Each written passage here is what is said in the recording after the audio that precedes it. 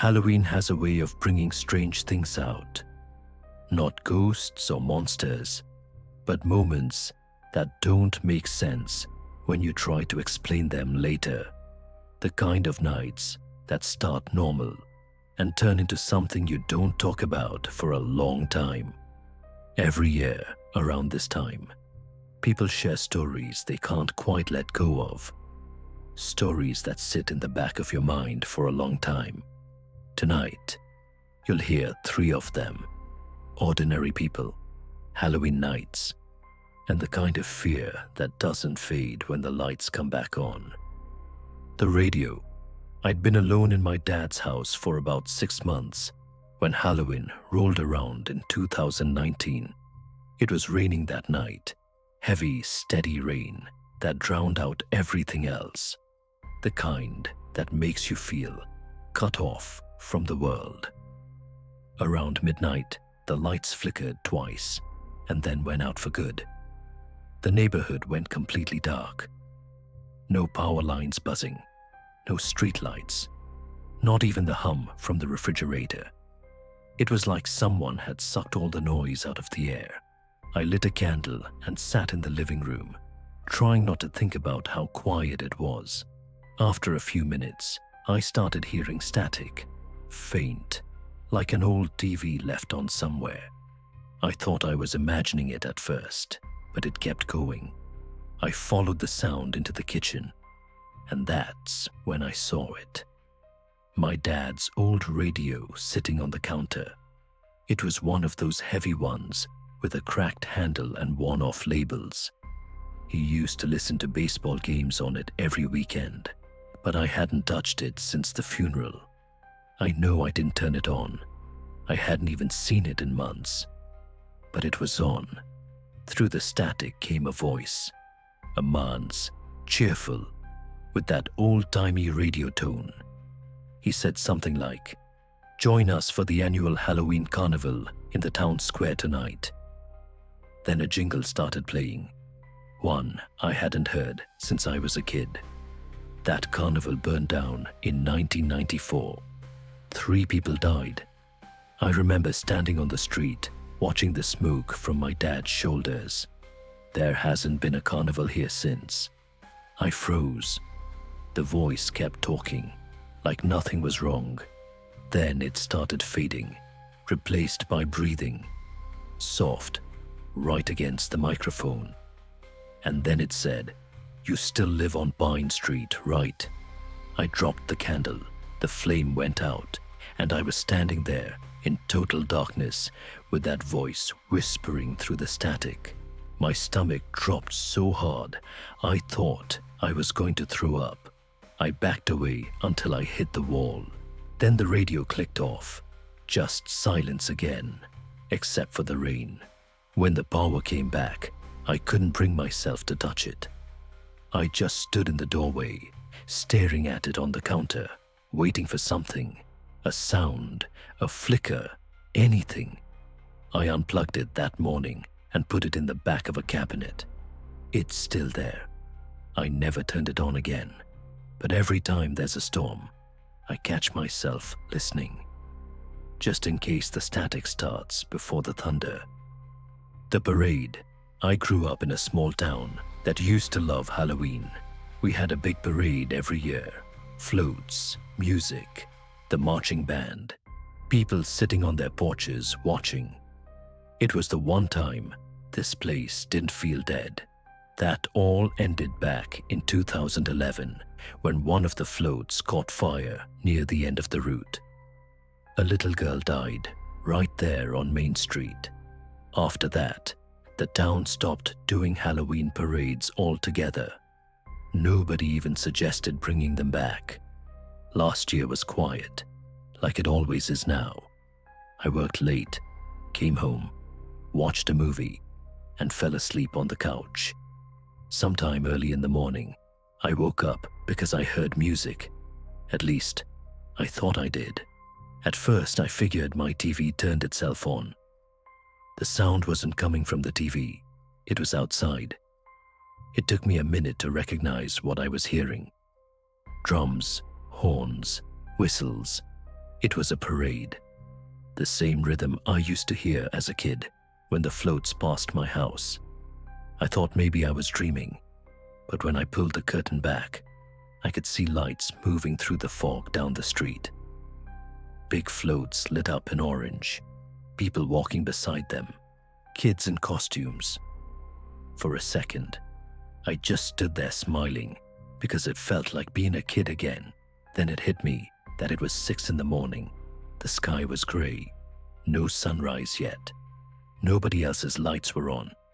I didn't hear a single car or voice anywhere, just the music. I opened my front door to listen better, and the second I stepped outside, everything stopped. The lights, the sound, everything. I don't mean it faded, it just cut off. I stood there for maybe 10 seconds before I realized I was holding my breath. The street was completely empty. I told myself I'd been dreaming. A few minutes later, I was in the kitchen trying to calm down when I heard a single drum beat from inside the house. Just one, loud and deep, like it came from the hallway. I froze. My mouth went dry, and for some reason, I didn't want to turn around. Then I saw something on the floor near the door. Little orange paper triangles, confetti.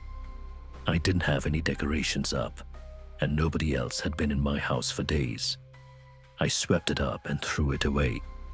But that night, I kept thinking about it. The next morning, when I woke up, there were more of them. Just a few, right inside the front door. I vacuumed and tried to forget about it. Now, it's been almost a year, and I still live in the same house.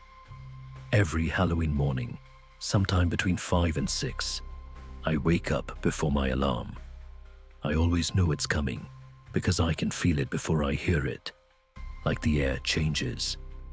Then the drums start. Quiet at first, just far enough away that I could pretend it's thunder. I don't look outside anymore on Halloween. I don't want to, and I still don't know if that was the last parade. The storage unit. I used to run a little Halloween attraction out by the edge of town. Nothing big. A few props, fog machines, lights, fake tombstones, that kind of thing. After every season, I'd store everything in a cheap unit, about 15 minutes from my house.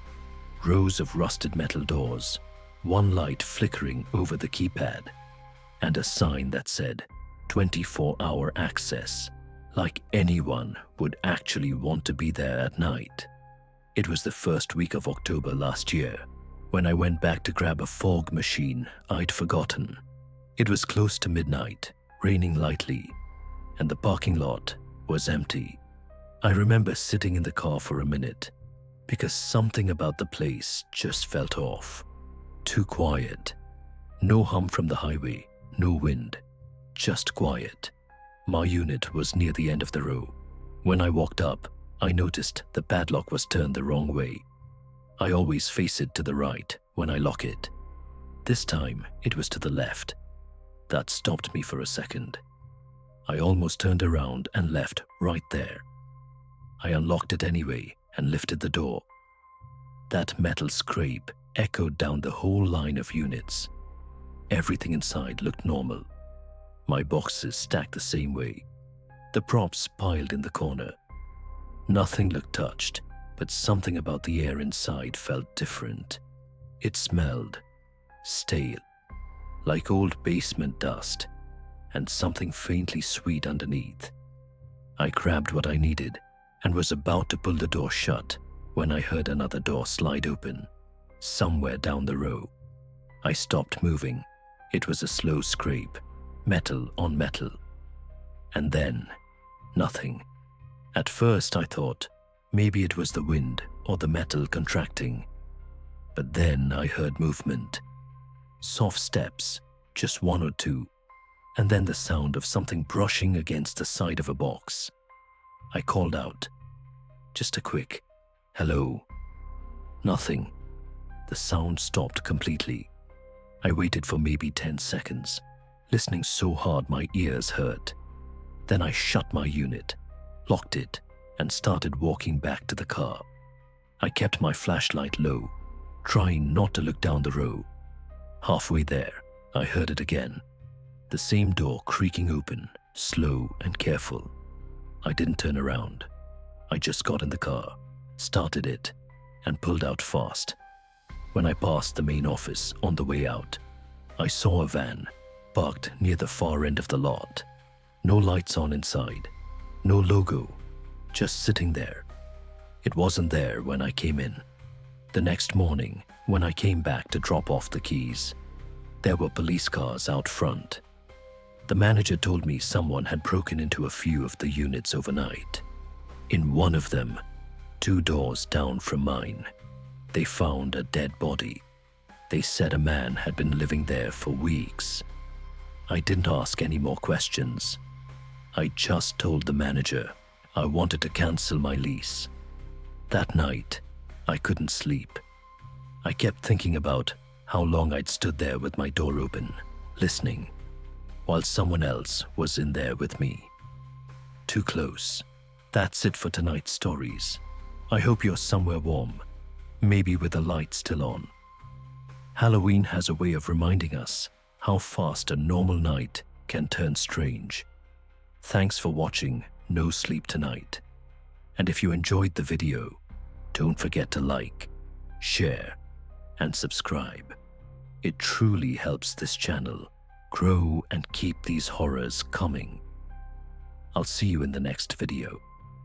And until then, sleep well.